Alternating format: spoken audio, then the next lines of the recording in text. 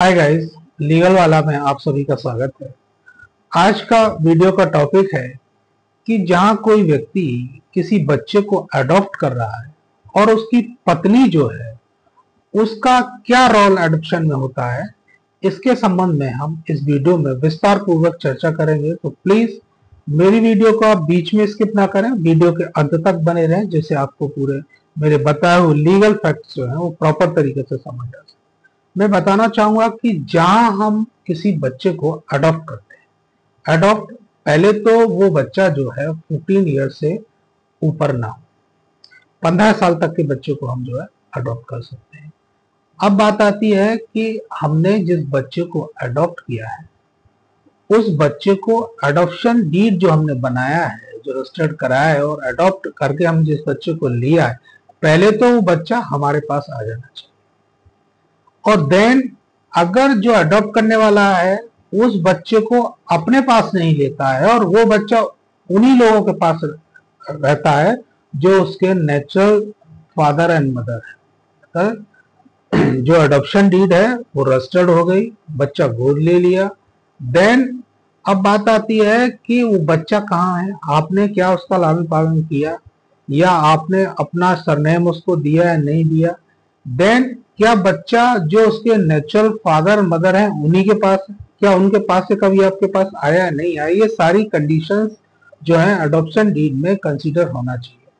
फिर देन ये भी देखा जाएगा कि जो बच्चा है,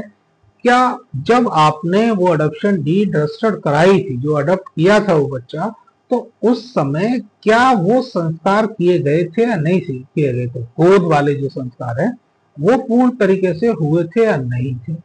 क्या हवन वगैरह इस तरह का कोई भी हिंदू धर्म में इस तरह की कोई जो चीजें होती हैं क्या वो फॉलो की गई थी या नहीं की गई थी, ये सारी कंडीशंस होनी चाहिए।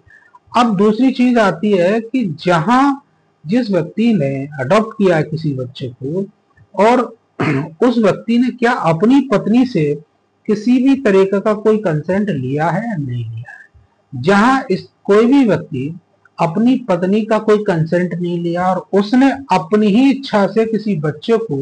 अगर अडॉप्ट कर लिया है तो वो फ्रॉम बिगनिंग ही नल एंड वर्ड है। मैं बताना चाहूंगा कि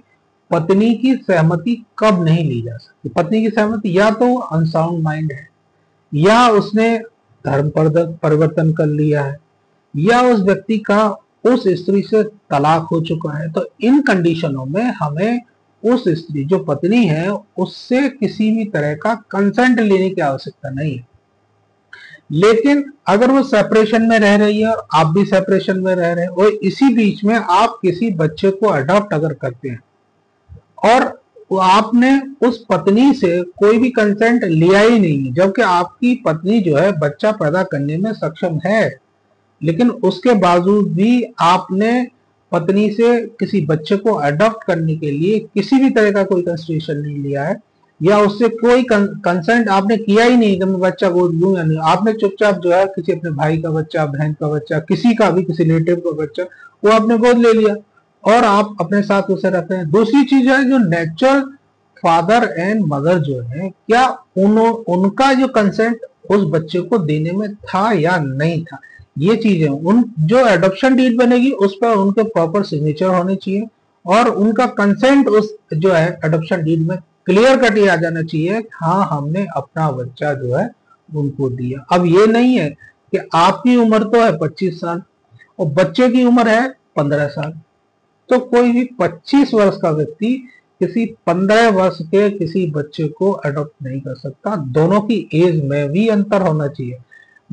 एज में जो अंतर है वो 21 वर्ष का कम से कम होना चाहिए। लेकिन जहां एज का डिफरेंस देखा जाता है वहां जो है कुछ अलग कंडीशंस होती हैं। जैसे कोई व्यक्ति किसी लड़की को, मान लिया सपोज करो किसी लड़की को गोद ले रहा है, भाई की बेटी है उसे गोद ले रहा है या किसी रिश्तेदार की लड़की है उसे गोद ले रहा है,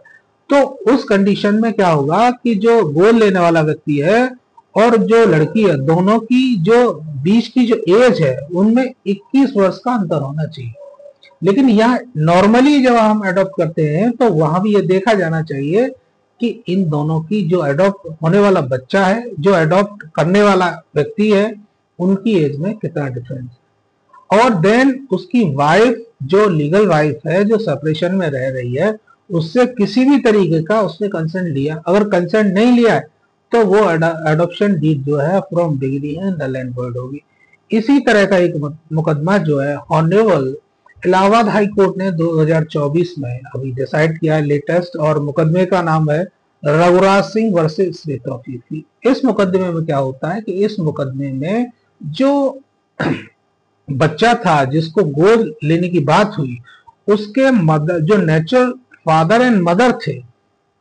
उन्होंने उस डीड में बतौर गवाह अपने को प्रदर्शित किया कि हम इसमें गवाह हैं, जब वो गवाह नहीं हो सकते, क्योंकि उनका उस डीड में जो रोल है वो ये है देने वाला, मतलब बच्चा वो गोद दे रहे हैं, और अडॉप्ट करने वाला बच्चा वो गोद में ले रहा है, और संस्कार भी होने जरूरी थे इसीलिए। और दूसरी चीज, जिसने अडॉप्ट किया उसकी पत्नी थी, लेकिन उन्होंने उससे कोई कंसेंट लिया ही नहीं किसी तरीके का,